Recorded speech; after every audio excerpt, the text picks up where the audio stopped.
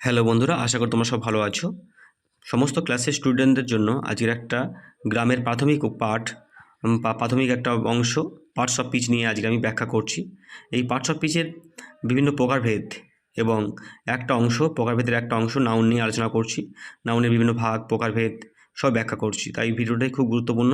তোমরা এই ভিডিওটি অবশ্যই দেখে নাও। তো দেখো আজকের পার্টস অফ পিচ কী। পার্টস অফ পিচের পার্ট হচ্ছে অংশ এবং স্পিচ হচ্ছে বাক্য, অর্থাৎ বাক্যের বিভিন্ন অংশকেই পার্টস অফ পিচ বা পথ প্রকরণ বলা হয়। যেমন একটা বাক্য দেখে নাও, যেমন he goes to school. He goes to school মানে হি একটা পার্ট বা অংশ, গোস একটা অংশ, টু একটা, স্কুল একটা, এগুলো পার্ট পার্ট বা অংশ।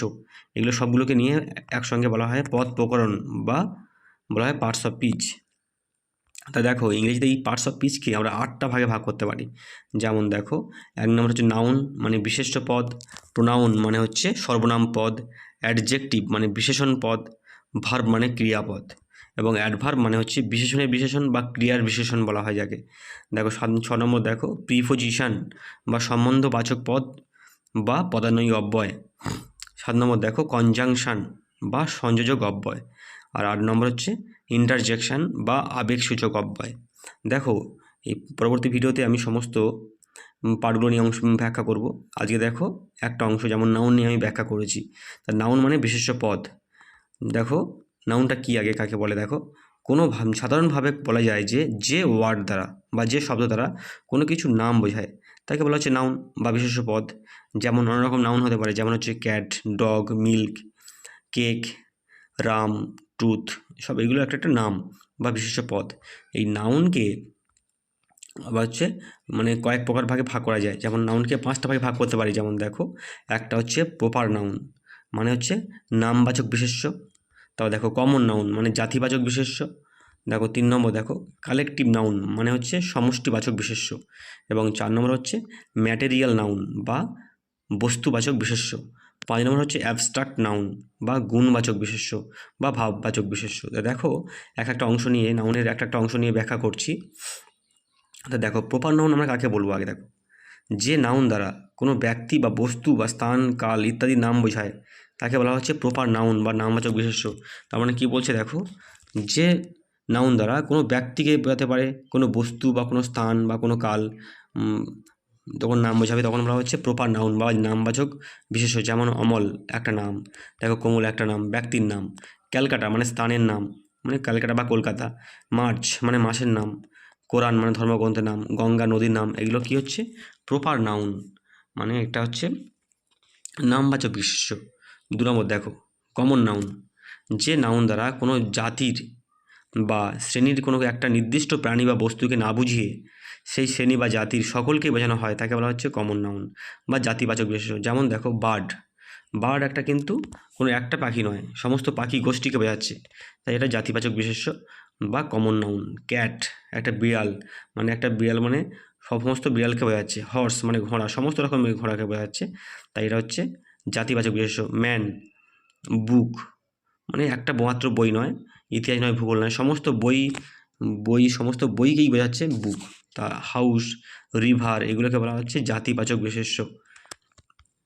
3 নম্বর দেখো কালেকটিভ নাউন, যে নাউন দ্বারা কোনো প্রাণী বা বস্তুর সমষ্টিকে বোঝায় তাকে বলা হচ্ছে কালেকটিভ নাউন বা সমষ্টিবাচক বিশেষ্য। মানে কোনো একটা সমষ্টি, মানে একসঙ্গে তারা থাকে, মানে সিঙ্গেল কেউ নয়। যেমন ক্লাস, ক্লাস দেখো ক্লাস হচ্ছে একটা ছাত্রকে নিয়ে হয় না, অনেকগুলো ছাত্রকে নিয়ে ক্লাস হয়, তাই এটা একটা শ্রেণী বা ক্লাস হচ্ছে একটা হচ্ছে কালেকটিভ নাউন।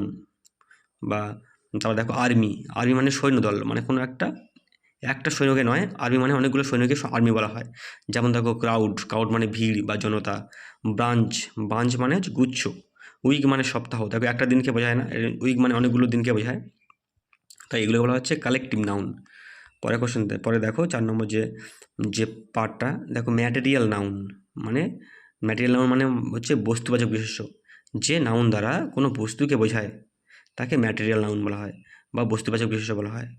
কোনো ম্যাটেরিয়াল অর্থাৎ তোমরা দেখো বস্তুকে বোঝাচ্ছে। যেমন দেখো উড, উড মানে কাঠ, স্যান্ড মানে বালি, পেপার মানে কাগজ, ক্লথ মানে জামা কাপড়। দেখো এগুলো কোনো বস্তুকে বোঝাচ্ছে, তাই এটা বস্তুবাচক বিশেষ্য।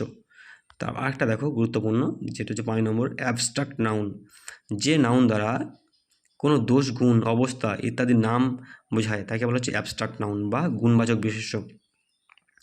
মনে রাখবে যে সকল বিষয় কেবলমাত্র অনুভব করা যায়, স্পর্শ করা যায় না, তাই এটা হচ্ছে অ্যাবস্ট্রাক্ট নাউন। তাহলে এটা মনে রেখো যে অ্যাবস্ট্রাক্ট নাউন কি, এটা কোনো বস্তু নয় যে তোমরা স্পর্শ করবে, এটা হচ্ছে কোনো দোষ বা গুণ বা অবস্থাকে বোঝাচ্ছে। যেমন দেখো, এটা স্পর্শ করা যায় না, যেমন দেখলে উদাহরণ দেখলে বুঝতে পারবে। দেখো বিউটি, সৌন্দর্যকে অনুভব করা যায় না, তাই এটা হচ্ছে অ্যাবস্ট্রাক্ট নাউন। যেমন সরো মানে দুঃখ, প্রভার্টি মানে দারিদ্র, কিংডম মানে রাজত্ব, নলেজ মানে জ্ঞান এবং সুইটনেস মানে মিষ্টতা, এগুলো দেখো সব হচ্ছে অ্যাবস্ট্রাক্ট, মানে এগুলো অনুভব করা যায় একমাত্র। যেমন অ্যাফোক্সোনেট মানে যেগুলো হচ্ছে দেখো স্নেহ, মমতা, এগুলো দেখো অ্যাবস্ট্রাক্ট নাউন, কারণ এগুলো হচ্ছে অনুভব করার জিনিস, এগুলো কোনো স্পর্শ করার জিনিস নয়। তো দেখো এগুলি ছাড়াও নাউনকে আরও দুটি ভাগে ভাগ করা যায়, তোমরা জানো এটা হচ্ছে, একটা হচ্ছে কাউন্টেবল নাউন, একটা হচ্ছে আনকাউন্টেবল নাউন। কাউন্টেবল নাউনটা দেখো যেগুলি হচ্ছে সংখ্যায় গোনা যায় তা হচ্ছে কাউন্টেবল নাউন, যেমন হচ্ছে কাউ, বয়, ম্যান, ট্রি, এগুলো গোনা যায়। আরটা হচ্ছে আনকাউন্টেবল, যেমন দেখো যেগুলো গোনা যায় না, যেমন যে নাউনগুলি সংখ্যায় গোনা যায় না, যেমন হচ্ছে এয়ার মানে বাতাস কি গোনা যায়? গোনা যায় না। দেখ কাইন্ডনেস মানে দয়ালু, এটা গোনা যায় না। অনেস্টি মানে সৎ বা সততা, যেমন উড মানে কাঠ, মানে একটা কাঠকে গোনা যায় না। এগুলো হচ্ছে যেমন আনকাউন্টেবল। যদি বলা হয় ওয়াটার মানে জল, এগুলো গোনা যায় না, তাই এগুলো হচ্ছে আনকাউন্টেবল নাউন। ঠিক আছে, তোমাদের আজকের এই পার্টস অফ স্পিচের একটা অংশ নাউন সম্বন্ধে তোমাদের আজকে আমি ব্যাখ্যা করলাম। ঠিক আছে, ভিডিওটি ভালো লাগলে চ্যানেলটাকে সাবস্ক্রাইব করে রাখো, বেশি বেশি লাইক ও শেয়ার করতে পারো। পরবর্তী ভিডিওর জন্য অপেক্ষা থেকো। ধন্যবাদ।